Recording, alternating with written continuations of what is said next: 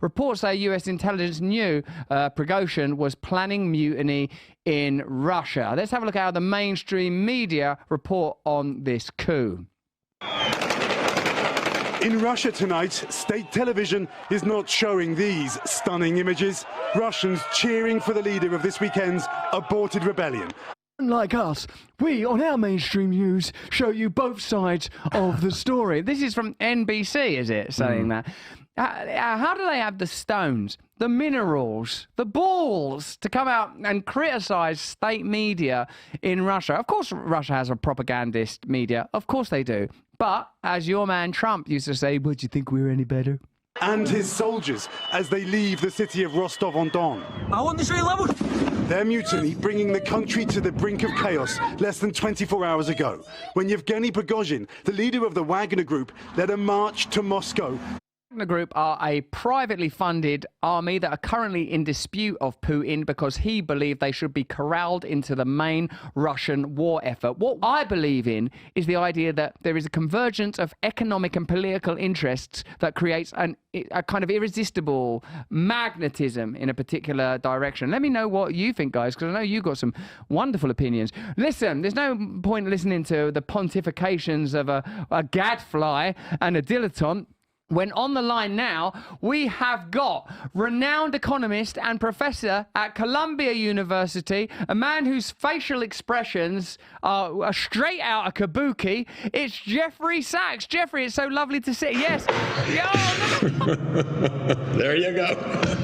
Yeah, that's the hit. Good to be with you, Russell. It's lovely to hear you in that great echoing chamber. Where are you? You're in a pyramid. I'm in the Vatican, so you were hearing the real echo. You're really helping with those conspiracy theories, like live from the Vatican. It's the Da Vinci Code with Jeffrey Sachs. Would you tell us about how we should understand the recent news of the failed mutiny of Prigozhin over there in Russia and how it's being reported on by the mainstream media? Is this a self-contained issue, and do you think this is a false flag event to distract us from the failing Ukrainian counteroffensive? How does this sit into the whole Russia-Ukraine narrative, sir? Look, I think the one thing we know is how it's being used by the US and the UK, and it's being used to prolong and expand the war, because we have a war machine in the United States. I don't really know which generals are running the show right now. I don't think it's Biden. But we have a war machine that wants an expanded war with Russia.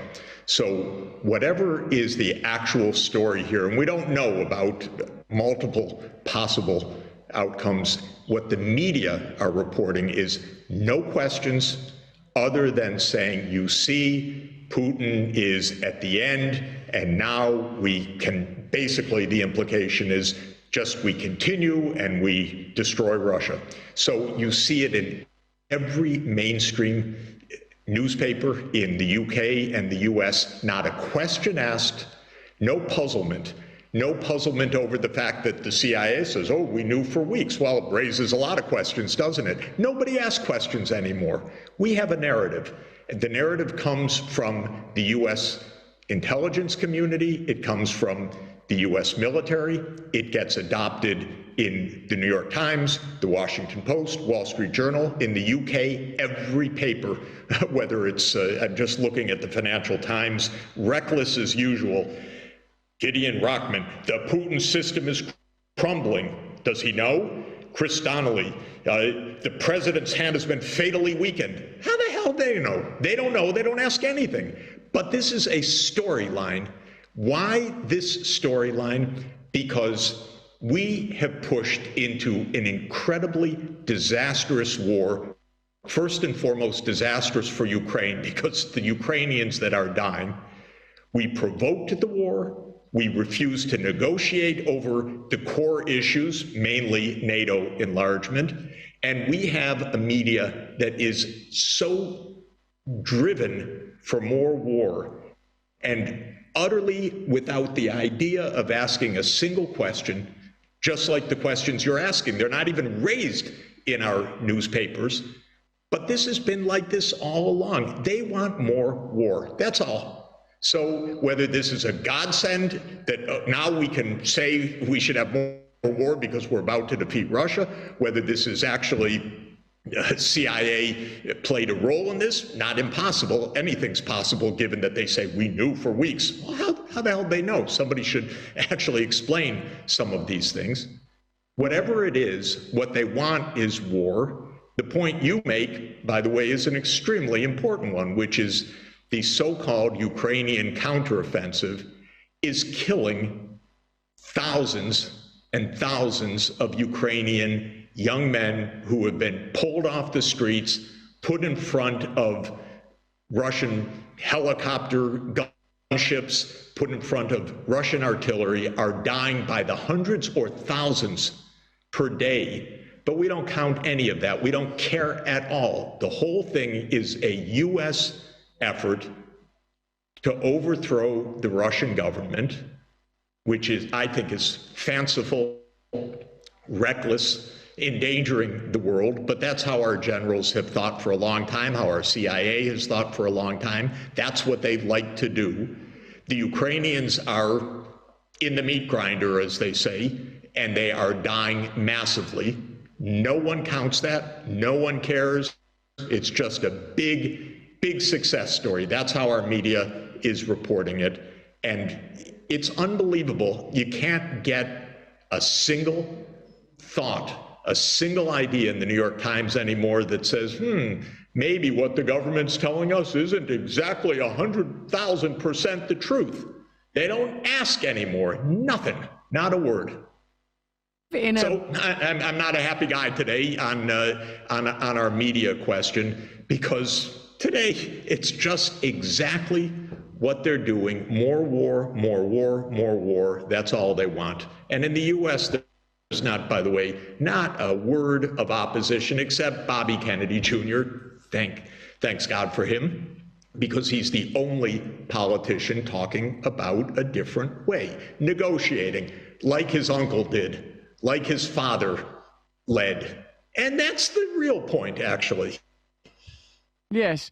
I think, Jeffrey, after we finish our conversation, you should have a look at the dome of St. Peter's. I think you want to have a little glance at the Sistine Chapel ceiling and take in a couple of Caravaggios to unwind, because it seems like you need it. Now, we live in a bewildering and beguiling media space. We live in a landscape where we're offered cage fights between prominent billionaires like Zuckerberg and Elon Musk. A sense of mad, demented carnival descends. As you say, legitimate legacy media spaces seem incapable or unwilling to ask the pertinent and necessary questions when we find ourselves on the advent of a potential crisis of previously unseen proportions. An ambition to carve up Russia is a bold one indeed. To embark on a secondary campaign agitating for war with China seems outrageous. To have a political sphere devoid and divorced from debate, open conversation, where reasonable, rational figures like RFK that offer anti-establishment perspectives and diplomatic solutions are regarded by the mainstream as hysterical pariahs who cannot be engaged with the liminal space in which discourse can take place, ever shrinking. These people are too far to the right. These people are conspiracy theories. The role of independent media is clear, that it's necessary and important that we ask these questions, that we have to behave responsibly, that we have to have one eye on what's beyond simply reporting and move towards activism and campaigning and participating in this conversation in perhaps more political ways. When you see us move from a state of crisis around the pandemic, around which it's playing, it seems that we were lied to extensively, into a geopolitical crisis like the current one, where we are continuing to be lied, where it seems evident and obvious that behind these events are sets of interests that can be observed, diagnosed and tracked. At what point does this begin to coalesce around a political movement? And do you feel that, given that the systems we live within, electoral, political and financial, delivered us into this state, How likely is it, even with the candidacy of a figure like RFK, who's joined us here on Rumble, both as a guest and now as a contributor, how likely is it that this system will allow him to make a reasonable impact? How hopeful are you, Jeffrey? Look, what's interesting is we don't have discourse anymore in the mainstream. We just have a narrative. We have a line. The line, because I know a lot, I've been in the inside, the line's bullshit most of the time these days. It makes no sense, doesn't tell the truth, tries to create amnesiacs of all of us. You're not allowed to talk about history. You're not allowed to talk about an event the day before yesterday. You're not allowed to ask questions. But what's interesting, Russell, to me, nobody believes any of this. So if you ask, do you believe what we're being told? No one believes it. No one believes, the vast majority of Americans believe that the virus came out of a lab. Well, damn well they should, but they've been told exactly the opposite by all of the government officials. No one believes what the government says. And so what does the narrative do? What the narrative does is allow the truth to just be ignored rather than confronted. So the idea of the narrative is not to make people believe. The idea of the narrative is to have something to say so that you don't actually have to talk about real things. So we're living morning till night with political bullshit. We're not talking about anything real. Where did this war come from? I'll give another example, pretty obvious. Two examples very quickly. In December 2021, Putin put on the table a draft agreement, security agreement, U.S.-Russia draft security agreement. We could have negotiated with no war. I called the White House. They said, no, non-negotiable NATO enlargement. I had that call for an hour. Never discussed in our media the fact that there was a draft agreement put on the table. Then, in March 2022, we know it now because of an interesting point, there was nearly a signed agreement between Russia and Ukraine to end the war, and the United States stopped it. And Naftali Bennett, who was Prime Minister of Israel and an informal mediator then, he has a long interview where he describes at the last moment the United States came in and stopped it. And why did they stop it? Bennett says, because they wanted to look tough to China. It wasn't even about Ukraine. It was about that it would look soft to China. Okay, but my point is something else. Nobody in the mainstream media has raised the point that there was nearly a negotiated end to the war in March 2022 that the United States stopped. It's too little a fact for the New York Times to show any interest. It has nothing to do with what the Washington Post might report or anybody else. So it's not mentioned at all. And if you mention it, you're crazy. You can't negotiate with that guy. I say, but he did negotiate. No, you're crazy. You can't negotiate with that guy. It's whatever they want to say, not to make us believe it, because what they say is so damn preposterous. 6 people in a sailboat blew up the pipeline. They say whatever they want so that they don't have to say something real.